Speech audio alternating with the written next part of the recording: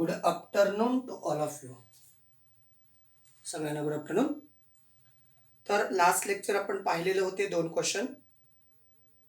त्याचबरोबर MCB, live wire, neutral wire and earth wire असं आपण लास्ट लेक्चरला पाहिलेलं होतं. आता राहिलेले 2 क्वेश्चन आणि मग आपण नेक्स्ट पॉईंटकडे जाऊयात. क्वेश्चन नंबर 3 सॉल्ड एक्झाम्पल मधलाच आहे. क्वेश्चन नंबर 3 मुद्दा काय काय दिलेला आहे पहा. an electrical iron use a power of 1100 watt when set to higher temperature. आपल्याला जी इस्त्री करायची असते की नाही, इस्त्री करंटवरती चालणारी, तर ती इस्त्री करण्यासाठी त्याला जर जास्तीत जास्त टेम्परेचर मिळावं यासाठी ती इस्त्री 1100 वॅट 1100 वॅट एवढा पॉवर लागतो. If the set to lower temperature, आता याला लोअर टेम्परेचर करण्यासाठी इट युजेस 330 वॅट. तर टेम्परेचर डिक्रीज करण्यासाठी त्याला इलेक्ट्रिसिटी किंवा पॉवर 330 वॅट लागते. Find out the electric current and the respective resistance for the two settings. तर या 2 सेटिंगमध्ये जेव्हा पॉवर इन्क्रीज होते तेव्हा टेम्परेचर इन्क्रीज होतं, जेव्हा पॉवर डिक्रीज होते तेव्हा टेम्परेचर डिक्रीज होतं. मग यानुसार 2 कंडिशनमध्ये काय काढायचं, find out electrical current and respective resistance for these 2 setting. या 2 सेटिंगमधलं पहिल्यांदा काढायचं आपल्याला करंट आणि त्याच्यानंतर त्याच्यामध्ये जनरेट झालेला resistance. The iron is connected to a potential difference of 220 volt. तर ती जी इस्त्री आहे त्या इस्त्रीला चालण्यासाठी किंवा तेवढं टेम्परेचर येण्यासाठी आपण 220 व्होल्ट इलेक्ट्रिकल सप्लाय प्रोव्हाइड करत आहोत. तर काय काय दिले पहा. एक कंडिशन पहिली, there are the 2 condition. First condition okay. First condition मध्ये काय काय आहे पहा. पहिली कंडिशन आहे द इलेक्ट्रिकल आयर्न युजेस. तर पॉवर दिलेला आहे पहिल्या कंडिशन साठी. पॉवर आहे 1100 वॅट. त्याचबरोबर आणखीन काय दिलेलं आहे, okay 1100 watt when a set of higher temperature. एवढं वॅट पॉवर सप्लाय केल्यानंतर, ती इस्त्री किंवा ती आयर्न खूप गरम होते हायर टेम्परेचरला. त्याच्याच बरोबर दुसरी जी कंडिशन आहे, सेकंड कंडिशन काय आहे, it is a condition second. Condition second मध्ये आपल्याला त्याचं टेम्परेचर कमी करायचं आहे, टेम्परेचर लोअर. त्यावेळेस पॉवर लागतो. That time power is equal to, second time power is equal to 330 watt power लागतो. आणि हा पॉवर कमी किंवा जास्त करण्यासाठी आपल्याला पोटेन्शियल डिफरन्स कनेक्ट केलेला आहे. दोघांसाठी potential difference that is V is equal to 220 volt. तर या कंडिशनवरनं, या 2 कंडिशनसाठी पहिल्यांदा आपण करंट काढणार आहोत. तर फॉर्म्युला तुम्हाला माहिती आहे विद्यार्थी मित्रांनो, power is equal to potential difference into current for first condition.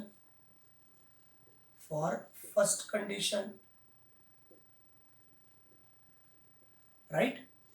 पहिल्या कंडिशनसाठी फॉर्म्युला कोणता, power is equal to potential difference into current. P for power, V for potential difference, I for current flows to the circuit to heat the temperature or to increase the temperature of iron is 1100 watt power is used and to increase the temperature of iron. Okay. तर मग आता या फॉर्म्युल्यामध्ये power दिलेला आहे, potential difference दिलेला आहे, current काढायला काही हरकत नाही. Power is equal to potential difference into current. we calculate the current is equal to power upon potential difference. So I is equal to power is 1100 watt upon 22. This 0 cancel. 11 1 za 11, 11 2 za 11 2 za 22, 2 1 za 2, 2 5 za 10. I is equal to 5 ampere current is there. I is equal to 5 ampere current. ही झाली condition first. त्याच्यानंतर same formula power is equals to potential difference into current for second condition. काय second condition? To decrease the temperature. 1100 watt we have used, or we have supplied the power of that ion to increase the temperature. If we decrease the temperature, so there is a power is goes on low. So potential difference is same, but power goes on low. So low power formula is same. Power is equals to potential difference into current. We have find out current. So power upon potential difference is equals to current. So I is equal to power is how much? 330 upon 220. So I is equals to 0 cancel. या ठिकाणी 21 जा 20, 11 1 जा 11, 11 3 जा 30, 11 2 जा 22. So current is equals to 1.5 ampere. For first condition, if the power is supplied there and potential difference is a 200, and in first condition power is 1100 watt and potential difference is 220, that time current is to be 5 ampere. So if the power is 330, so potential difference is 220, that time current is 1.5 ampere. So more amount of current for second condition, so more amount of current, so to decrease the power. Now what we want, आता काय calculate करायचं आहे? Resistance. मग याच्यासाठी resistance काढायचा आहे. V is equals to I R. मग या ठिकाणी काय रेजिस्टन्स काढायचा आहे. R is equals to V upon I. याही ठिकाणी V is equals to I R. हा फॉर्म्युला आपण 9th स्टँडर्डला पाहिलेला आहे. तर R is equals to V upon I असं विचारलं जातं. मग या ठिकाणी आपल्या व्हॅल्यू पुटअप करू. Potential difference 220 upon current is 5 ampere. इकडं potential difference 220 upon 1.5 ampere current. Now आता काय कॅल्क्युलेट करायचं? कॅल्क्युलेशन 5 1 जा 5, 5 4 जा 20, 2 is remains, 5 4 जा 20. Resistance for the first condition is 44 ohm. That is a resistance, and here is this point is remove here, another 0 is here. 5 3 is 15, 5 4 is 20, 5 4 is 20, and 0 is here. Alright, 5 4 is 20, so 3 1 is 3, 3 1 is 3, 1 is remain, 3 4 is 12, 3 4 is 12. What is remain? 2 is remain, then 20 is here, 3 6 is 18, then 3 6 is 18. 146 point. Resistance is equals to 146.6 ohm. So that is a calculation related to that one. 146. काय शंका आहे का विद्यार्थी मित्रांनो? काळजीपूर्वक पहा. आपण पहिल्यांदा काय कॅल्क्युलेट केलं? एक कपडे प्रेस करणारी इस्त्री आहे. जेव्हा आपल्याला जास्त गरम करायचे तेव्हा त्यावेळेस पॉवर एवढा होता. कमी गरम करायचे असेल तर पॉवर तेवढा होता. कमी गरम करायचे असेल म्हणजे जास्त गरम करायचे असेल तर त्यासाठी करंट 5 एम्पियर. कमी गरम करायचे असेल तर त्या ठिकाणी करंट 1.5 एम्पियर झालं. म्हणजे टेम्परेचर कमी, करंट कमी, पोटेन्शियल डिफरन्स सेम आहे. बटनवरती टेम्परेचर कमी अधिक करतो म्हणजेच काय आहे, पॉवर कमी अधिक लागते. जास्त गरम करण्यासाठी जास्त पॉवर लागते, कमी गरम करण्यासाठी कमी पॉवर लागते. म्हणजे जेव्हा एखादी कंडिशन जास्त गरम होते, जास्त गरम होते म्हणजेच त्या ठिकाणचा रेझिस्टन्स हा कमी असतो. जास्त गरम होते म्हणजे रेझिस्टन्स कमी असतो आणि कमी गरम होते म्हणजे रेझिस्टन्स जास्त असतो. सो अशा प्रकारच्या या कंडिशन या ठिकाणी आपण पाहिलेल्या आहेत. तर आता शेवटचा सॉल्व्ड क्वेश्चन आहे तो पण पाहूयात आणि मग आपण जाऊ magnetic effect of electric current. त्याच्यानंतर कशाकडे जायचं आहे, magnetic effect of electric current. Clear, magnetic effect of electric current.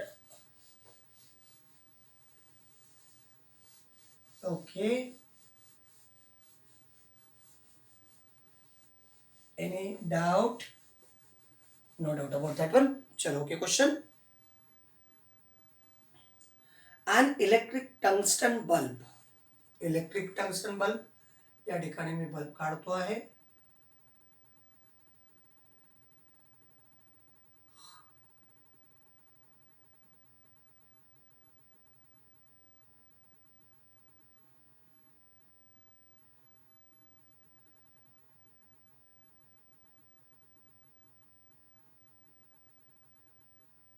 हा इलेक्ट्रिक टंगस्टन बल्ब आहे, connected to a home circuit.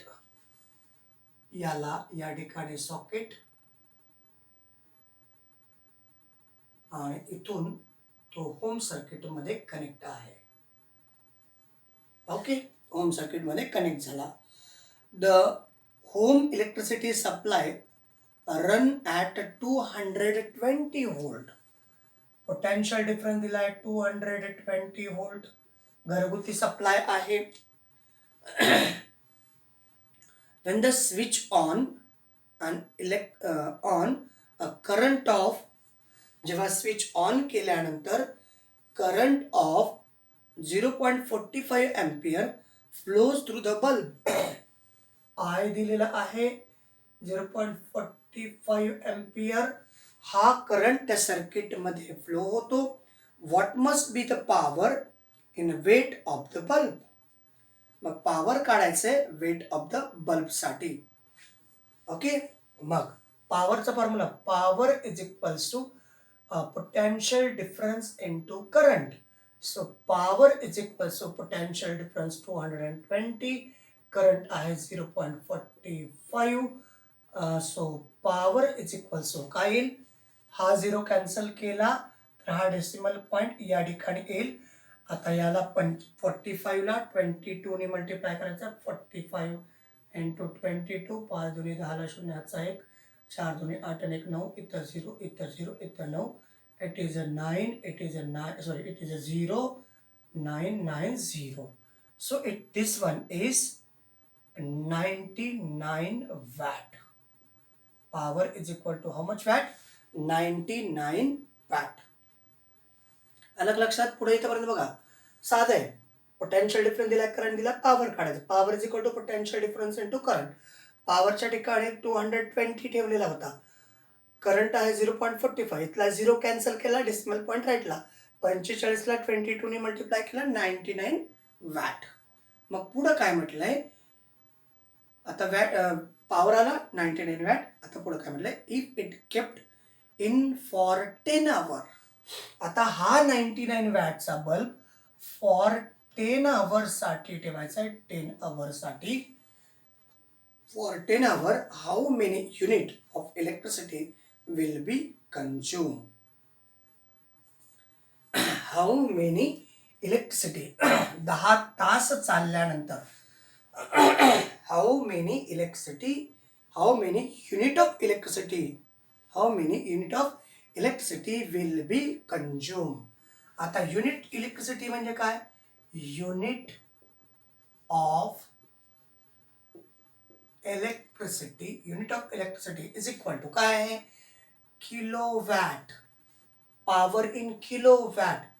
Into time in hours. कारण युनिट ऑफ इलेक्ट्रिसिटी म्हणजे बघा 1 unit is equals to 1 kilowatt hours असा condition आहे. मग आता याला किलोवॅटचं या वॅटचं किलोवॅटमध्ये कन्वर्ट करायचं फक्त. So power is equals to याला काय करू 1000 ने डिवाइड करू 0.099 किलोवॅट आवर तर आहेच आहे. आवर तर आहेच आहे ना. आपल्याला हे काय पाहिजे पॉवर कशामध्ये पाहिजे किलोवॅटमध्ये. आता इथं कुठे आहे वॅटमध्ये आहे. वॅटचं किलोवॅटमध्ये कन्वर्ट करण्यासाठी याला 1000 ने डिवाइड केलं. 1000 ने डिवाइड केलं की 0. बघा किलो वॅट होतं 99 वॅट. आता याला किलोवॅटमध्ये कन्वर्ट करायचं आहे. 99 divided by 1000 is equal to 0.099 kilowatt. Okay. वॅटचं किलोवॅटमध्ये. आता त्या व्हॅल्यू या ठिकाणी पुटअप करायच्या राईट. हे इथं किलोवॅट किती 0.099 इंटू किती आवर्स 10 आवर्स. मल्टिप्लिकेशन करा. मल्टिप्लिकेशन केलं 0.99 किलोवॅट आवर्स म्हणजे एवढे युनिट आले. So unit of electricity